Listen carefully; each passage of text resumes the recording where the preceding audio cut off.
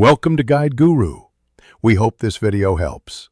You start by preparing the environment so installation proceeds without interruption. Close any Adobe apps in Creative Cloud. Unsaved files can block extension registration.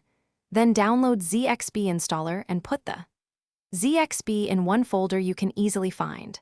Once done, launch Zxp Installer. It runs with escalating permissions, so make sure you have admin access ready. This step prevents permission failures and ensures the installer can write to the Adobe Extensions directory. Quick, focused actions here reduce errors. You proceed by installing, drag the Zxp file onto Zxp Installer, or choose File, Install, and select the file. The installer extracts and signs the extension into the correct Adobe Extensions folder. This is why using the tool matters. It handles registration automatically.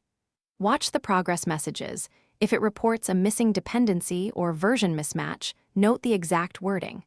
Once it shows success, close the installer and restart the Adobe app so the extension loads into the menu and panels.